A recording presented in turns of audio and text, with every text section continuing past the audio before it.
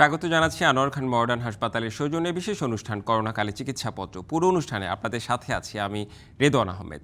আমাদের সাথে যুক্ত আছেন মুগদা মেডিকেল কলেজের অধ্যক্ষ ও মেডিসিন বিশেষজ্ঞ অধ্যাপক ডাক্তার আহমেদুল কবির। দর্শক, সরাসরি সুযোগ থাকছে বিশেষজ্ঞ চিকিৎসকের কাছ থেকে বিভিন্ন প্রশ্নের উত্তর জেনে নেবার। আর 02222292381 অথবা 09666777311 এই নাম্বার দুটোতে ফোন করে সরাসরি প্রশ্ন করার কোনো সমস্যা বা বিভ্রান্তি থেকে মুক্তির সুযোগ রয়েছে আমাদের এই অনুষ্ঠানে। আপনাকে আমন্ত্রণ আমাদের আজকের অনুষ্ঠানে। আমরা করোনা সংশ্লিষ্ট নানা বিষয় নিয়ে আলোচনা করব। তবে যেহেতু ঋতু পরিবর্তন হচ্ছে, এখন অনেকটা শীত পড়ে গিয়েছে, বিশেষ করে ঢাকার বাইরে তো অনেক শীত, ঢাকাতেও বেশ শীত পড়ে গিয়েছে। এখন মানুষের সর্দি কাশি অনেকেরই লেগেই আছে। এক্ষেত্রে আসলে তাদের কি করা উচিত? ওনারা কি মনে করবে যে তারা করোনায় আক্রান্ত হয়েছেন, নাকি কিছুদিন দেখে তারপর তার টেস্ট করা উচিত? আসলে প্রাথমিক চিকিৎসা কি হওয়া উচিত? এখন যেটি আপনি বললেন, আমাকে শুনতে পাচ্ছেন না? নিশ্চয়ই, হ্যাঁ, শুনতে পাচ্ছি আপনাকে। জি জি জি না, এখন আমরা যেটা দেখছি আসলে ফরচুনেটলি আমাদের কিছু সর্দি কাশি জ্বর যেগুলো হচ্ছে আমরা টেস্ট করে দেখছি, এগুলোর বেশিরভাগই কিন্তু করোনা নয়। সাধারণ হাঁচি কাশি অ্যালার্জির জন্য হচ্ছে। এখন যেহেতু ওয়েদার তো খুবই ড্রাই, যে কারণে একটু রানিং নোজ হাঁচি কাশি এগুলো হচ্ছে। তো এতে শঙ্কিত হবার কিছু নেই। আর যেগুলো আপনার আগে ছিল যে একদম টিপিক্যাল সিমটম, যেটা কোভিডে কিন্তু এই ধরনের সিমটম গুলি একটু কমই থাকে। ধরেন হাঁচি কাশি রানিং নোজ দিয়ে শুরু হয় না, বরং জ্বর দিয়ে শুরু হয়, তারপরেই কিন্তু তার কাশি হয়, গায়ে ব্যথা অন্যান্য জিনিসগুলো থাকে।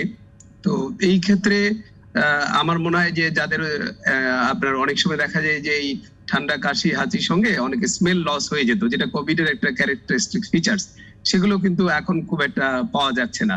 সুতরাং এই জায়গাটায় আমরা একটা স্বস্তির জায়গায় আছি যে ধরেন এখন ইনসিডেন্সটা অনেক কম। তবে যেটি খুব আশঙ্কার বিষয় বলে আমি মনে করছি, একটা জিনিস আপনারা নিশ্চয়ই আমার সঙ্গে একমত হবেন, যে আমাদের মধ্যে কিন্তু একটা রিলাক্টেন্সি গ্রো করেছে এই কিছুদিনের মধ্যে।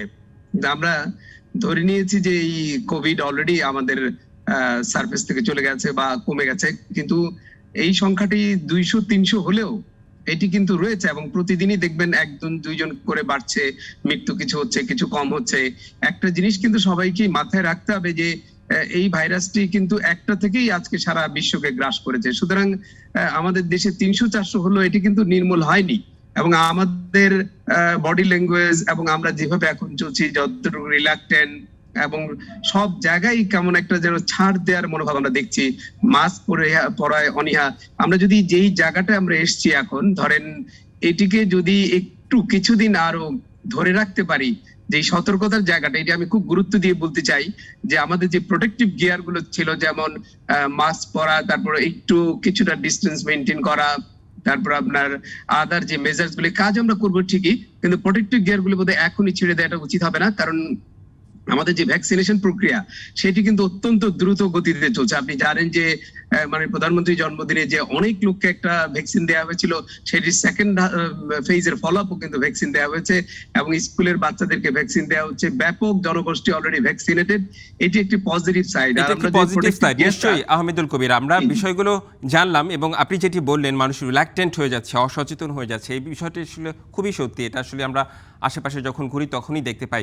আমি একটি প্রশ্ন আপনাকে করতে চাই। WHO একটি ধারণা করছে, তাদের গবেষণায় তারা বলছে যে শীত মৌসুমে করোনা ইউরোপে আরও 5 লাখ মানুষের মৃত্যু হতে পারে বলে তারা সতর্ক করেছে, এবং এইটি মানে ইউরোপ মহামারীর একটি কেন্দ্রস্থল হয়ে উঠতে পারে। তো আসলে এই মৌসুমটা কেন? আমাদের দেশে আমরা আমাদের অভিজ্ঞতায় দেখেছি যে গ্রীষ্মকালে আমাদের সংক্রমণটা বাড়ে, আবার বিশ্ব স্বাস্থ্য সংস্থা বলছে যে ইউরোপে এই শীতকালে তাদের সংক্রমণ বেড়ে যেতে পারে। এখানে ওয়েদারগত কোনো বিষয় আছে কিনা? ওয়েদারগত দুটি বিষয় এখানে কাজ করে। একটি, ধরেন প্রচন্ড শীত যখন হয়, তখন আমাদের দেশ বলেন অন্যান্য দেশেও বলেন, মানুষের কিন্তু তখন কনফাইন্ড হয়ে থাকার ইয়েটা বেশি থাকে। যেমন ধরেন তাদের তো একদম হিটার সিস্টেম জ্বালিয়ে দরজা জানালা বন্ধ করে তারা সার্ভাইভ করতে পারবে না, এবং তাদের যে ভেন্টিলেটর সিস্টেমটা একদম কনফাইন্ড রুমে যখন তারা থাকে, তখন কিন্তু ওখানে কিন্তু কোনো ভেন্টিলেশন হচ্ছে না। কারণ আপনার যদি মুক্ত আবহাওয়া না থাকে তাহলে তো ওই চার দেয়ালের ভিতরে আবদ্ধ অবস্থায় যখন থাকবেন তখন কিন্তু ওই সেই জায়গার ডেন্সিটি এবং সংক্রমিত হওয়ার সম্ভাবনা অনেক বেশি থাকে। এবং ওই সমস্ত দেশে, ইউরোপে কিন্তু ঠান্ডাটা কিন্তু অন্যরকম ঠান্ডা। আপনি জানেন যে এত বেশি শীত পড়ে যে তাদের হিটিং করে রুমের ভিতরেই থাকতে হয়। তো যে কারণে ওপেন এনভায়রনমেন্ট কম থাকার ফলে অবশ্যই চান্স থাকে। আর আরেকটি সম্ভাবনা যেটি থাকে, শীত প্রধান দেশে এমনিতেই তো ফ্লুতে প্রচুর লোক মারা যায়, যেটি আসলে আমরা ওইভাবে আসলে চিন্তা করি না।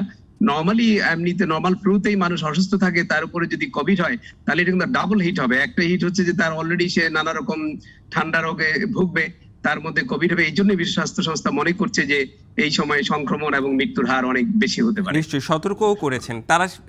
পাশাপাশি বিশ্ব স্বাস্থ্য সংস্থা এটিও বলেছে যে দক্ষিণ এশিয়ায় অর্থাৎ এই অঞ্চলে 60% মানুষের দেহে সংক্রমণ বৃদ্ধিকারী জিন পেয়েছেন গবেষকরা।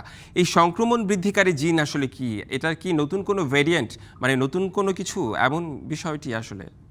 না, সংক্রমণ বৃদ্ধিকারী জিন বলে আমরা কিছু জিনিস হচ্ছে যে আপনার আমাদের বডিতে এমন কিছু জিন আছে যেটিকে ভাইরাসের জন্য সাসেপ্টেবল বলা হয়। যেমন ধরেন আপনার জেনেটিক অ্যাবনরমালিটিস থাকলেও কিন্তু আপনার ডিজিজ হবে না। এটির সঙ্গে অনেক এনভায়রনমেন্টাল বিষয় থাকে, তারপর অ্যাকোয়ার্ড অনেক কিছু থাকে, আপনার হিউম্যান বিহেভিয়ার, ফুড হ্যাবিট এবং এক্সপোজার টু আদার থিংস, যেটাকে বলে এপিজেনেটিক। এপিজিনটা হচ্ছে মানুষের ডিজিজ ডিটারমিন করে যে সে আদৌ কি সাসেপ্টেবল হবে কিনা অন্য একটা ডিজিজের প্রতি। সেই জিনটি যদি থেকে থাকে এইখানে সাউথ ইস্ট এশিয়া, আপনি যেটি বললেন, তারা তো প্রোন হবে টুয়ার্ডস মোর ইনফেকশন। নিশ্চয়ই আমরা জিন সংশ্লিষ্ট বিষয়ে আরো আলোচনা করতে চাই, তবে একটি ফোন রয়েছে আমাদের, ফোনটি আমরা একটু নিয়ে আসতে চাই। দর্শক কোত্থেকে বলছেন, আপনার পরিচয় দিয়ে আপনার সমস্যার কথাটি জানাতে পারেন। দুঃখিত, লাইনটি কেটে গিয়েছে, আমরা পরবর্তীতে আবারও চেষ্টা করব। আমরা জিন সংক্রান্ত বিষয় নিয়ে কথা বলছিলাম এবং আপনি উত্তরও দিয়েছেন। আমি একটি বিষয়ে কথা বলতে চাই, একটু ওষুধ নিয়ে কথা বলতে চাই। যে যুক্তরাজ্যে একটি ওষুধ তারা আবিষ্কার করেছে, সেটা হচ্ছে মোলনুপিরাভির। এই ওষুধটা তারা বলছেন যে যারা ঝুঁকিপূর্ণ তাদের ক্ষেত্রে এই ওষুধটা বেশি কার্যকর। আসলে এই ওষুধের ব্যাপারে জানতে চাচ্ছি যে ভ্যাকসিনের চেয়ে ওষুধটা আসলে খাওয়াও ইজি, তো সেই ক্ষেত্রে আসলে এই দুটোর মধ্যে আসলে পার্থক্যটা কোথায়? আপনার অভিজ্ঞতা আসলে কি বলে? এইটি একটি আপনি বলতে পারেন যে একটা ব্রেক থ্রো। কারণ হচ্ছে যে আমাদের অনেক ধরনের ওষুধই রয়েছিল, যেমন রেমডেসিভির যেটা আমরা দিতাম, যে ওষুধটা আমরা ইউজ করেছি আগেও, সেটি কিন্তু আপনাকে দিতে হতো ইন্ট্রাভেনাস, এবং এটা কাম্বারসাম, আপনি হসপিটাল অ্যাডমিশন ছাড়া কিন্তু দিতে পারতেন না। আর আমাদের কিছু অ্যান্টিবডি রয়েছে যেগুলো মনোক্লোনাল অ্যান্টিবডি, সেই অ্যান্টিবডি গুলো কিন্তু ভাইরাসকে নিউট্রালাইজ করতে পারে এগেইনস্ট দি ভাইরাস। আর এইগুলো হচ্ছে যেগুলা সরাসরি ভাইরাসকে কিল করে। This are antiviral drug.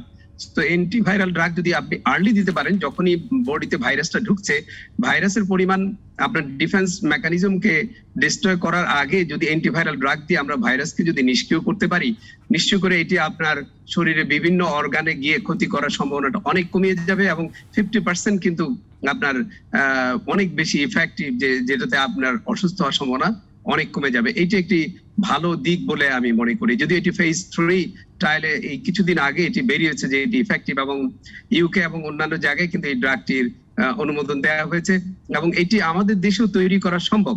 আমি জানি যে আমাদের কিছু ফার্মাসিউটিক্যালস কোম্পানি কিছুদিন আগেও আমাদের সঙ্গে কথা বলেছে যে এই মলনুপিরাভির ড্রাগটি ইভেন কিছু কিছু জায়গায় ডেঙ্গু ভাইরাসের বিরুদ্ধেও কাজ করে। সো আমরাও প্ল্যান করছি যে মলনুপিরাভির দিয়ে একটি শর্ট ক্লিনিক্যাল ট্রায়াল আমরা বাংলাদেশেও করতে পারি কিনা।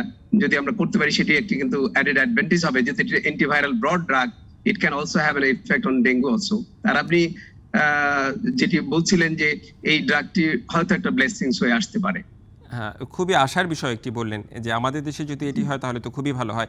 আমি একটু জানতে চাচ্ছিলাম যে ঝুঁকিপূর্ণ ব্যক্তিদের ক্ষেত্রে এই মুহূর্তে কেন এই ড্রাগটি ব্যবহারের কথা বলা হচ্ছে, সাধারণ মানুষের ক্ষেত্রে কেন নয়? যেমন ধরুন, আসলে কোভিড তো সত্যিকার অর্থে সাধারণ যাদের ইমিউনিটি খুব ভালো, তাদের ক্ষেত্রে কিন্তু আপনি দেখেন যে খুব বেশি প্রবলেম ক্রিয়েট করে না। আপনার ডেথ রেট হচ্ছে 1% বা 1.5%, এবং রিকভারি রেট অনেক বেশি, নিয়ারলি 85-80 এর উপরে। 10-20% যারা সংক্রমিত হচ্ছে বা যারা খারাপ হচ্ছে, তারা মোস্টলি হচ্ছে এল্ডারলি পেশেন্ট, অথবা কোনো না কোনো কারণে তাদের অন্যান্য কোমরবিডি রয়েছে, প্রেশার রয়েছে, ডায়াবেটিস রয়েছে, যারা কিডনি ডিজিজ রয়েছে, অ্যাজমা রয়েছে, যাদের সাসেপ্টিবিলিটি বেশি, এবং যারা ভাইরাসকে স্ট্যান্ড করতে পারছে না। তো সেই গ্রুপ অফ পিপলকে যদি আমরা টার্গেট করি, তাহলে টোটালিটিতে আমরা কিন্তু ভালো একটি রেজাল্ট পাবো। নিশ্চয়ই। আমরা মানে বেশ কিছুদিন ধরেই লক্ষ্য করছি আমাদের সংক্রমণও কমে গিয়েছে, মৃত্যুহারও কমে গিয়েছে। আপনি বললেন যে আমরা অনেক রিল্যাক্টেন্ট হয়ে যাচ্ছি, এটি খুবই সত্যি। তারপরেও মানুষের সচেতনতার জন্য যদি কিছু বলতেন। আমার কাছে যেটি খুব বড় মেসেজ মনে হয় যে বাংলাদেশ একটি স্বস্তির জায়গায় আছে কম্পেয়ারিং টু আদার কান্ট্রি। আপনি বলেন যে ইউরোপেতে তো যদি আপনি একটু ভালো করে খেয়াল করে দেখেন ডেল্টা প্লাস ভেরিয়েন্ট, এবং ইউএসএ ইউকে অবস্থা কিন্তু খুবই খারাপ অবস্থা, এবং ইন্ডিয়াতেও কিন্তু ডেল্টা প্লাস ভেরিয়েন্ট এসছে। সুতরাং আমাদেরকে যখনই পার্শ্ববর্তী দেশে এরকম কিছু ঘটনা ঘটে সেটির কিন্তু ওয়েব খুব দ্রুত বাংলাদেশে চলে আসে। তাই আমরা এখন যেহেতু ভালো জায়গায় আছি, আমাদের দায়িত্বটা হবে এই ভালো জায়গাটাকে ধরে রাখা। তো ভালো জায়গাটাকে যদি ধরে রাখতে এখন সবাই আমরা নিশ্চিন্তে কাজ করছি, আমার ইকোনমি ভালো চলছে, সবাই অফিস করতে পারছেন, সবার মধ্যে সাহস আছে, কিন্তু আমরা একটা জায়গা ভুলে যাচ্ছি যে প্রোডাক্টিভ গিয়ারটা যদি আমরা ছেড়ে দিই এই ভালো জায়গাটা কিন্তু আমরা বেশি দিন ধরে রাখতে পারবো না, এবং সেটি দুঃখজনক হবে। তাই আমার অ্যাডভাইস যেটা হবে যে সিম্পলি আপনি যে কোনো রকম একটা প্রোটেকশন ব্যবহার করেন, সেটি আপনি নাক মুখটা ঢেকে রাখেন আর কয়েকটা দিন, শুধুমাত্র একটা জিনিস করলেই হবে। যেহেতু ভ্যাকসিনেটেড হয়ে যাচ্ছে আমরা, শুধু মাস্ক পরিধান করা এবং স্বাস্থ্যের যে নিয়মগুলো আছে সেগুলো আমরা যদি আর 2-3টা মাস যদি কষ্ট করি, দীর্ঘ 2 বছর ধরে আমরা কষ্ট করছি, আর 2-3 মাস যদি আমরা কষ্ট করতে পারি, যেহেতু মাননীয় স্বাস্থ্যমন্ত্রী বলেছেন যে আগামী কিছুদিনের মধ্যে প্রায় সব মানুষকেই ভ্যাকসিনেটেড করা হবে, তো এটি যদি করা হয় আর এই 2-3 মাস যদি আমরা প্রোটেক্টিভ গিয়ারটা নিয়ে রাখতে পারি, বাংলাদেশ কিন্তু একটি ভালো জায়গায় পৌঁছে যাবে। এই মেসেজটা আহমেদুল কবির আমরা বুঝতে পেরেছি। আমরা আসলে ভ্যাকসিন নিলেই কি নিরাপদ কিনা সেই বিষয়েও আসলে আমরা আলোচনা করতে চাই, তবে একটি বিরতিতে আমাদের যেতে হবে। বিরতির পরে আমরা আবারও আলোচনায় ফিরব। দর্শক, আনোয়ার খান মডার্ন হাসপাতালের সৌজন্যে দেখছেন করোনাকালে চিকিৎসাপত্র অনুষ্ঠান। নিচ্ছে একটি বিরতি। স্বাগত আরও একবার আনোয়ার খান মডার্ন হাসপাতালের সৌজন্যে বিশেষ অনুষ্ঠান করোনাকালে চিকিৎসাপত্রে। আপনাদের সাথে আছি আমি রেদওয়ান আহমেদ, আর আমাদের সঙ্গে যুক্ত আছেন মুগদা মেডিকেল কলেজের অধ্যক্ষ ও মেডিসিন বিশেষজ্ঞ অধ্যাপক ডাক্তার আহমেদুল কবির। ডক্টর আহমেদুল কবির, আমরা করোনা সংশ্লিষ্ট নানা বিষয় নিয়ে আলোচনা করছিলাম, আপনি ভ্যাকসিনের বিষয়টি বলছিলেন। একটি বিষয় আমি জানতে চাই, আমরা কি ভ্যাকসিন নিলেই নিরাপদ? ভ্যাকসিন নেওয়ার পর কি আমাদের কোনো সচেতনতা প্রয়োজন নেই? যেটি ইম্পর্টেন্ট হচ্ছে যে ভ্যাকসিন নিলে পরেও যে হচ্ছে না সেটাও কিন্তু নিশ্চিত না। ভ্যাকসিন কিন্তু 100% প্রোটেক্টিভ না। তা আমার কথা যেটা হচ্ছে যে আপনার যদি পুরো কমিউনিটি সবাই যদি ভ্যাকসিন নিয়ে নিতে পারে, বাট অ্যাটলিস্ট 70-80% কাভার হয়ে যায়, তাহলে অন্যরা কিন্তু এই জায়গা থেকে বেঁচে গেল। এটা hard immunity, vaccine induced hard immunity হয়ে যাবে। তো সেই জায়গাটা কিন্তু যতক্ষণ আমরা যাচ্ছি না, ধরেন সেই সময় পর্যন্ত আমাদের কিন্তু একটু কেয়ারফুলি থাকা খুবই জরুরি। আর আপনি যেটা বলছিলেন যেটা খুব ইন্টারেস্টিং, যে প্রথম দিকে যে আলোচনাটা আপনি করছিলেন যে হিউম্যান জিনোমিক সিকোয়েন্সিং, তারপর মানুষের যে সাসেপ্টিবিলিটির কথা বললেন, এইটা কিন্তু ওই যে কারণেই কিন্তু দেখেন যে একজনের কার যে সিভিয়ার ইলনেস হবে আর কার সিভিয়ার হবে না এটা কিন্তু বোঝার কোনো উপায় নেই। সেটা তার সাসেপ্টিবিলিটির উপরে ডিপেন্ড করে যে সে খুব সিভিয়ার ডিজিজ সাফার করবে না। একই সঙ্গে দেখেন একই বাসায় থাকছেন, একজন আক্রান্ত হচ্ছেন আরেকজন কিন্তু আক্রান্ত হচ্ছেন না, এরকমটাও কিন্তু অনেক এক্সাম্পল আছে। তো এগুলো সবই ডিপেন্ড করে তার এই সাসেপ্টিবিলিটির উপরে। এবং ভেরি ইন্টারেস্টিং হচ্ছে, আপনি যদি হিউম্যান জিন এটাকে যদি একসঙ্গে করে জোড়া লাগান আপনার পুরো বডি সবগুলো, আপনি 300 টাইমস চাঁদে যেতে পারবেন আর আসতে পারবেন। কত লম্বা এবং incredible human being created. So genetic যে ইনফরমেশন গুলো আছে বা ডিএনএ গুলি যদি আপনি একসঙ্গে জোড়া লাগান, এই ডিএনএ এর মধ্যে অনেক ধরনের বিষয় রয়েছে, যে কারণে নানা রকম ভেরিয়েশন হয়। This are discovery are very interesting. আর ভ্যাকসিনের ব্যাপারটা আমরা জানি যে এখন বিভিন্ন জায়গায় অনেক ধরনের নতুন ভ্যাকসিনের ট্রায়াল হচ্ছে। যদি এগুলো সাকসেসফুল হয় তাহলে হয়তো এটা হিউম্যান সিভিলাইজেশনের জন্য অনেক বড় ব্যাপার হবে। মানে আমরা এখন যেসব ভ্যাকসিন পাচ্ছি এছাড়াও অনেক ভ্যাকসিন পাইপলাইনে আছে, তাই তো? রাইট, অনেক ভ্যাকসিন পাইপলাইনে আছে, সেগুলো নট অনলি কোভিড, আদার ইনফ্লুয়েঞ্জার জন্য কিন্তু কাজ করবে। তো সেগুলো হচ্ছে আপনার কিছু নাজাল ভ্যাকসিন তৈরি হচ্ছে, ইনহেলেশন ভ্যাকসিনের চেষ্টা চলছে, সেগুলো শুধু স্প্রে করা যাবে এবং আপনি নর্মাল টেম্পারেচারে বাসায় রাখতে পারবেন, আপনার ভ্যাকসিন সেন্টারেও যাওয়া লাগবে না, and you can give your vaccine yourself.